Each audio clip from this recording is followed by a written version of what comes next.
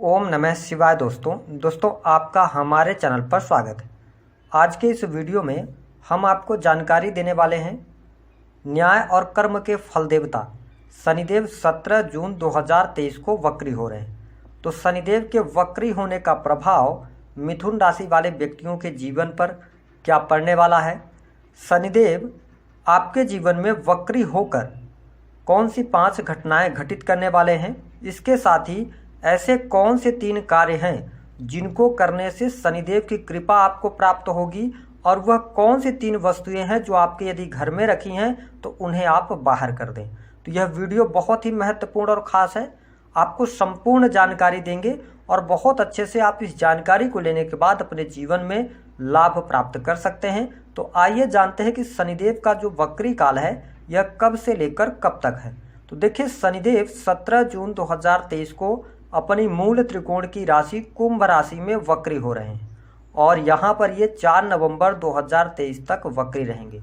जब भी कोई ग्रह वक्री होता है तो उसके वह पावरफुल हो जाता है, उसमें फल देने की क्षमता में वृद्धि हो जाती है, चाहे वह सकारात्मक फल दे रहा हो या नकारात्मक फल दे रहा हो। ऐसे में शनिदेव को हमारे ज्योतिष शास्त्र में कर्म फलदाता कहा जाता है। कहा जाता है कि जो व्यक्ति जैसा कर्म करता है उसके अनुसार शनिदेव उसको फल प्रदान करते हैं। यदि शनिदेव की कृपा किसी जातक पर हो जाए तो ऐसे जातक के जीवन में कभी किसी चीज़ की कमी नहीं हो पाती, क्योंकि ये हमारे नौकरी को, व्यापार को और संपूर्ण जीवन को प्रभावित करते हैं। नौकरी में स्टेबिलिटी होगी कि नहीं होगी, व्यापार अच्छा चलेगा कि नहीं चलेगा, ये शनि से ही देखा जाता है। इसके साथ ही शनिदेव की चाल धीमी होती है। शनिदेव एक राशि में 2.5 वर्ष तक गोचर करते हैं, जिसे अगर हम कहें तो शनिदेव की जो ढैया होती है वह 2.5 वर्ष की, वही 7.5 वर्ष की होती है। और शनि की ढैया और 7.5 में भी यदि पत्रिका में शनिदेव अच्छे हों तो रिजल्ट अच्छे प्राप्त होते हैं। तो अब आइए जानते हैं कि वक्री होकर आपके लिए किस प्रकार से फल प्रदान करेंगे। साथ ही यह जो राशि फल है आपके जन्म की राशि चंद्र राशि पर आधारित है।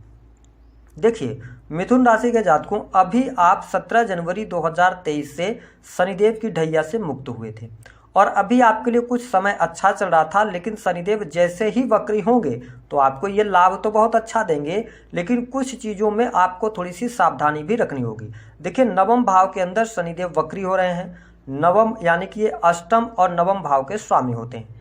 अष्टम भाव दुख का, कष्ट, पीड़ा, आकस्मिक रूप से होने वाली घटनाओं का होता है, लेकिन केवल आप अष्टम भाव को निगेटिव तौर पर न जानें। इससे data analysis, research, occult, astrology, इसके साथ ही इंजीनियरिंग के क्षेत्र भी इसी के अंतर्गत आते हैं। और यहाँ पर ये नवम भाव में वक्री हो रहे हैं। सबसे पहला जो बड़ा परिवर्तन आपको देखने को अवश्य मिलेगा, शुभ घटना होगी, वह होगा कि यदि आपके जीवन में प्रॉपर्टी को लेकर कोई विवाद चल रहा था, चाहे वह पारिवारिक हो चाहे बिजनेस के अंदर हो, तो प्रॉपर्टी के मामले में आपको शुभता देखने को मिलेगी। कहने का मतलब यह है कि आपको पारिवारिक संपत्ति अचानक से प्राप्त हो सकती है। जो काफ़ी लंबे समय से परेशानियां प्रॉपर्टी को लेकर थी वह समाप्त अवश्य करेंगे शनिदेव 17 जून से लेकर और 4 नवंबर 2023 के बीच में। वाद विवाद को लेकर कोई परेशानी या किसी भी प्रकार के कोर्ट कचहरी आदि के मामले चल रहे थे तो उसमें भी अनुकूलता आपको देखने को मिलेगी। हाँ, कोर्ट कचहरी में मामले चल रहे हैं, बहुत तेजी से मामले चल रहे थे, आगे चल रहा था, लेकिन अब वहां पर डिले का सामना आपको अवश्य करना पड़ेगा, लेकिन अंततः विजय आपको प्राप्त होगी यदि आप सही हैं तो। ये स्थिति आपको देखने को मिलेगी।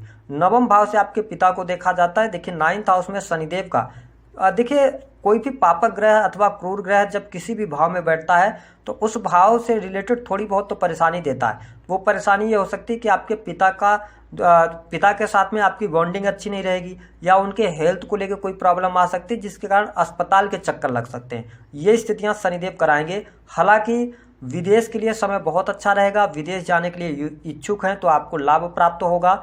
साथ ही रुके हुए विदेश के जितने भी काम हैं वो आपके बन जाएंगे, ऐसी स्थिति दिखाई देती है। मिथुन राशि के जातकों के लिए थोड़ा सा भाग्य यहाँ पर कम साथ देगा। हमने शुरुआत में बताया कि जो ढैया में आपके साथ हो रहा था, भाग्य यहाँ पर थोड़ा कम साथ देगा, लेकिन आप मेहनत जारी रखें। बहुत लंबे समय के लिए शनिदेव वक्री नहीं हो रहे हैं तो आपको लाभ ये अवश्य देंगे।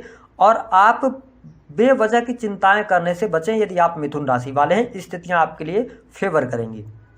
जो जातक मिथुन राशि के यात्रा से रिलेटेड कार्य करते हैं या आपका कोई ऐसा बिजनेस है जिसमें यात्राएं करनी पड़ सकती हैं, आप बेहिचक होकर करें, आपको वहां से लाभ अवश्य मिलने की संभावनाएं दिखाई देती हैं। इसके साथ में यदि देखा जाए तो आपके स्वास्थ्य की बात करें तो अच्छा है, स्वास्थ्य में कोई बहुत बड़ी तकलीफ आपको देखने को नहीं मिलेगी, अच्छी स्थितियां यहाँ पर रहेंगी। अब देखिए शनिदेव की जो तीसरी दृष्टि है वह आपके 11th हाउस पर पड़ रही है। 11th हाउस से सोशल सर्कल को देखा जाता है। यहाँ पर राहु देव ऑलरेडी विद्यमान है, राहु गुरु का चांडाल योग भी आपके 11th हाउस में बना हुआ है, तो इसको अगर हम देखें तो धन के लिहाज से अच्छा है, धन में वृद्धि होगी, आप धन कमाने के सोर्सेज भी डेवलप कर सकते हैं, साथ ही इनकम आप सोर्सेज डेवलप होंगे, आकस्मिक रूप से धन लाभ के योग बनेंगे। अब देखिए कि यहाँ पर जो मिथुन राशि वाले जातक किसी ऐसे फील्ड से जुड़ाव रखते हैं जो कि क्रिएटिव फील्ड है, इंटरनेट से जुड़ा हुआ फील्ड है, टेक्नोलॉजी से जुड़ा हुआ फील्ड है, तो उन कार्यों को करके आप अच्छा खासा लाभ प्राप्त कर सकते हैं धन के रूप में, ये स्थिति दिखाई देती है। हालांकि 11th हाउस पर शनिदेव की दृष्टि पड़ रही है, तो यहाँ पर आपके बड़े भाई बहनों के साथ में तालमेल आपको अवश्य बनाकर चलना चाहिए। साथ ही अगर आप मिथुन राशि के जातक हैं और प्राइवेट सेक्टर के अंदर कार्य कर रहे हैं तो हो सकता है काफ़ी लंबे समय से एक ही कंपनी में आप काम कर रहे थे तो आपका स्थानांतरण हो सकता है, आपको दूसरी जगह उसी कंपनी के माध्यम से भेजा जा सकता है। जिन जातकों के पास में रोजगार नहीं है उनके लिए नए रोजगार के अवसर शनिदेव अवश्य लेकर आने वाले। सरकारी क्षेत्र के अंदर कार्यरत हैं तो आपके लिए अच्छी स्थितियां हैं, सरकारी क्षेत्र में कोई बहुत बड़ा चेंज आपको देखने को नहीं मिलेगा। हालांकि आपके द्वारा किए गए कार्यों से लाभ, सरकारी क्षेत्र से लाभ, वरिष्ठ अधिकारियों से लाभ अवश्य आपको देखने को मिलने वाला है।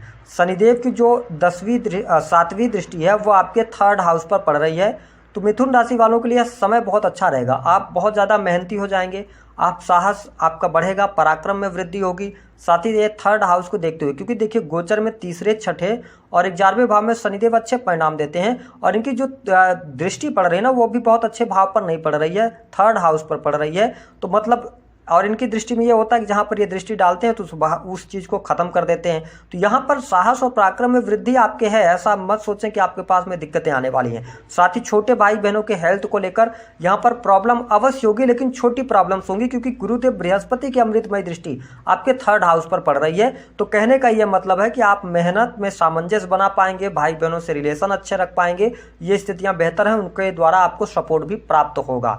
इसके साथ ही शनिदेव की जो 10वीं दृष्टि है वो कहाँ पर पड़ रही है, आपके 6th हाउस, रोग ऋण और शत्रु के भाव में, तो रोगों से मुक्ति, साथ ही शत्रु संबंधित समस्याएं खत्म होंगी। वाद विवाद में अगर उलझे हुए थे तो हमने बताया कि मामले निपटेंगे लेकिन थोड़ा डिले के साथ में। साथ ही यदि आप लोन वगैरह लेकर कोई काम शुरू करना चाहते हैं तो ऐसा करने से आपको बचना चाहिए। हालांकि इसके अतिरिक्त आपके दाम्पत्य जीवन में सुखता देखने को मिलेगी, वैवाहिक जीवन आपका अच्छा रहेगा। जिन जातकों के विवाह से संबंधित बात नहीं बन पा रही थी उनके लिए विवाह होने की योग बनेंगे। साथ ही प्रेम संबंधों में अब अनुकूलता आपको अवश्य देखने को मिलेगी, प्रेमी प्रेमिकाओं के बीच में आप अच्छे पल बिताते हुए नजर आने वाले हैं, तो ऐसी स्थिति यहाँ पर दिखाई देती है। साथ ही अगर पहले आपका ब्रेकअप हो गया था 17 जनवरी 2023 के पहले, तो आप जब शनिदेव वक्री हो 17 जून के बाद एक बार प्रयास करने पर आपको सफलता अवश्य प्राप्त हो जाएगी। और अब बात कर लेते हैं वह 5 शुभ घटनाओं के बारे में। नई नौकरी की प्राप्ति, नौकरी में प्रमोशन, पद प्रतिष्ठा की प्राप्ति, साथ ही वैवाहिक जीवन बहुत अच्छा रहेगा। अगर आप बिजनेस कर रहे हैं, कोई भी बिजनेस कर रहे हैं, आपको लाभ अवश्य प्राप्त होगा। साथ ही रोगों से मुक्ति मिल सकती है, इसके अतिरिक्त शत्रुओं से आपको यहाँ पर मुक्ति मिलने वाली है, तो ये स्थिति बहुत अच्छी रहेगी। साथ ही प्रेम संबंधों में अनुकूलता और पढ़ाई लिखाई आपके लिए अच्छी रहेगी, तो यहाँ पर ये चीज़ें ज़्यादा पॉजिटिव हैं, इनको आप लेकर चलें।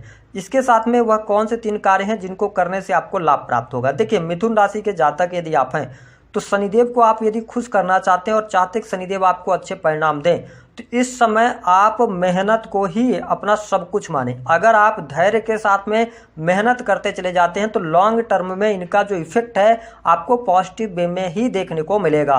दूसरी स्थिति के 11th हाउस के अंदर इनकी नीच की दृष्टि पड़ रही है, तो आप अपने पैसे कहीं पर भी जुआ में, सट्टे में, लॉटरी में ना लगाएं, यहाँ पर आपको भयंकर नुकसान होगा, तो इससे आपको बचना है। साथ ही आप 11th हाउस पर दृष्टि पड़ रही है तो अपने भाई बहनों के साथ में, बड़े भाई बहनों के साथ में रिलेशन को बेहतर करें तो शनिदेव की कृपा आपको बनेगी।